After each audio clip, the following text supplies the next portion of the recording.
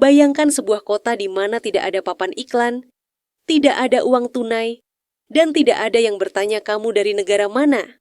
Sebaliknya, orang-orang dari 50 negara berbeda hidup bersama, makan bersama, dan membangun masa depan bersama. Kedengarannya seperti mimpi, tapi ini nyata, dan namanya adalah Auroville. Kalau kamu suka cerita unik dan inspiratif seperti ini, tekan tombol like dan subscribe sekarang, supaya kamu nggak ketinggalan kisah-kisah menarik dari seluruh dunia. Mari kita berangkat ke selatan India, ke negara bagian Tamil Nadu, sekitar 12 km dari kota pantai Pondicherry. Di tengah hamparan hutan dan ladang, berdirilah sebuah kota kecil bernama Auroville. Nama ini mungkin terdengar asing bagi banyak orang, tapi bagi mereka yang pernah mengunjunginya, Auroville bukan sekadar tempat, melainkan sebuah pengalaman hidup. Auroville didirikan pada tahun 1968 oleh seorang wanita kelahiran Prancis bernama Mira Alfassa, atau yang lebih dikenal sebagai The Mother. Ia bukan sekadar aktivis atau pemimpi, melainkan seseorang yang percaya bahwa umat manusia bisa melampaui batas-batas tradisional, agama, politik, ekonomi, dan kebangsaan untuk hidup sebagai satu keluarga besar. Tanggal 28 Februari 1968 menjadi hari yang tak terlupakan. Di padang terbuka, di bawah terik matahari India, hadir perwakilan dari 124 negara. Masing-masing membawa segenggam tanah dari negaranya untuk dimasukkan ke dalam sebuah uren besar, simbol persatuan dunia.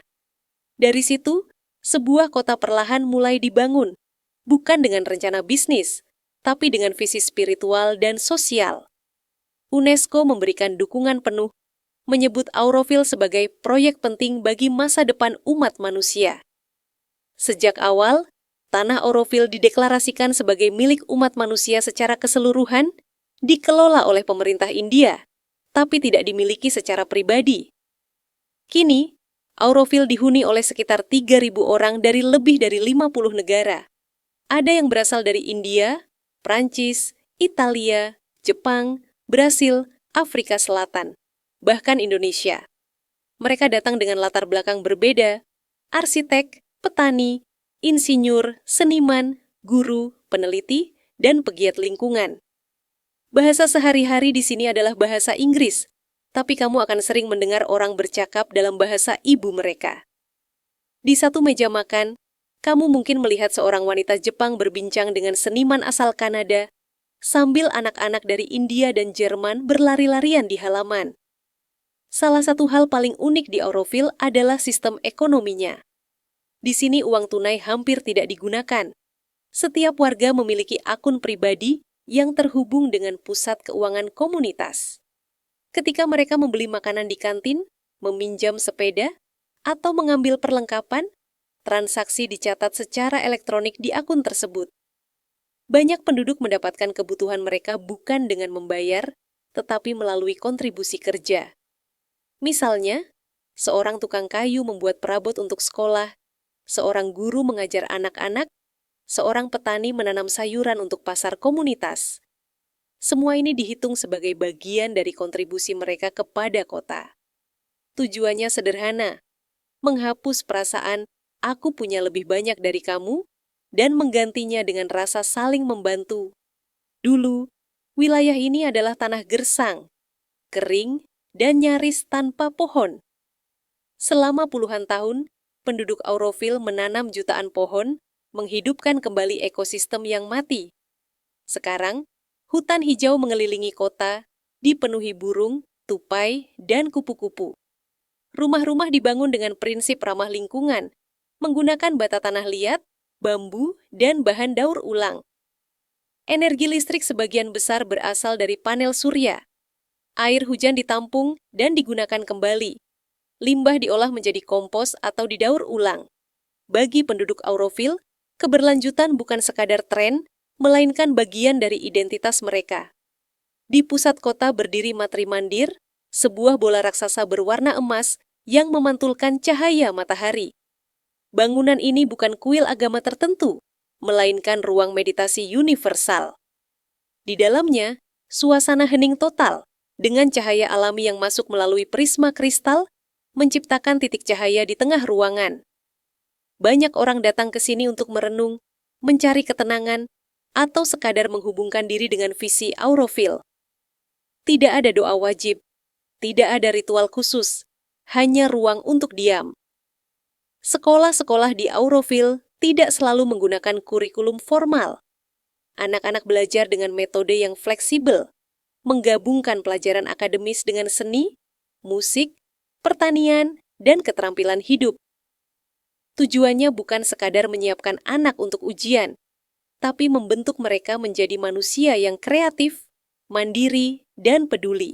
Pagi hari di Auroville dimulai dengan suara burung dan cahaya matahari yang menembus pepohonan.